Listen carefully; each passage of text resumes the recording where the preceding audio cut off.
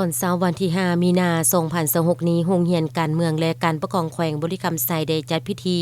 ปาฐกถาวันแม่หญิงสากลครบรอบ116ปี8มีนา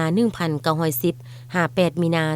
2026ภายใต้คำขวัญสิทธิความยุติธรรมการลงมือปฏิบัติเพื่อแม่หญิงและเด็กหญิงทุกคน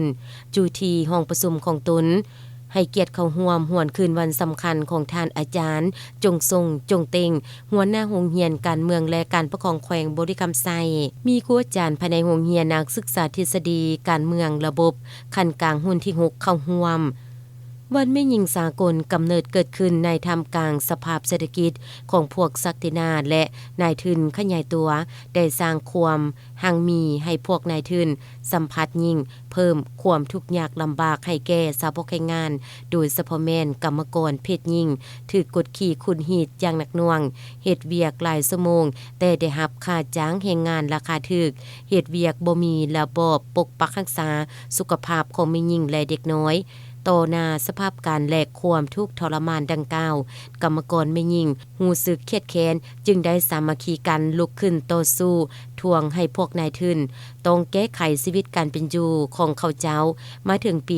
1910ขบวนการต่อสู้ของแม่หญิงได้แพร่ขยายกว้างออกไปสู่ประเทศนายทุนและได้จัดกองประชุมสากลเกี่ยวกับปัญหาแม่หญิงขึ้นเป็นครั้งทำอิฐอยู่โกเปนฮากนครหลวงประเทศแดนมาร์กมีผู้แทน100 กว่าคนจาก17ประเทศเข้าร่วม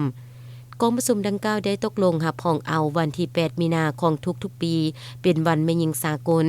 ซึ่งแม่นเหตุการณ์การเมืองที่สำคัญเป็นคิดหมายแห่งชัยชนะของกระบวนการแม่หญิงสากลในการต่อสู้ทวงเอาสิทธิผลประโยชน์อันเป็นธรรมให้แก่แม่หญิงสาวกแรงงานในทั่วโลกและทวงให้มีสิทธิเสมอภาพประชาธิปไตยคือกับเพศชายนับแต่นั้นมาวันที่8มีนาจึงเป็นวันแม่หญิงสากลจนถึงปัจจุบัน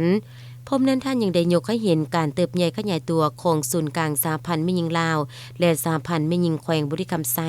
จุดประสงค์ของการหวนคืนก็เพื่อเห็นให้ครูอาจารย์และนักศึกษามีความรับรู้เข้าใจลึกซึ้งต่อกับการต่อสู้เรียกร้องเอาสิทธิผลประโยชน์อันเป็นธรรมอันยิ่งใหญ่ท่านยังได้เรียกร้องให้ครูอาจารย์นักศึกษา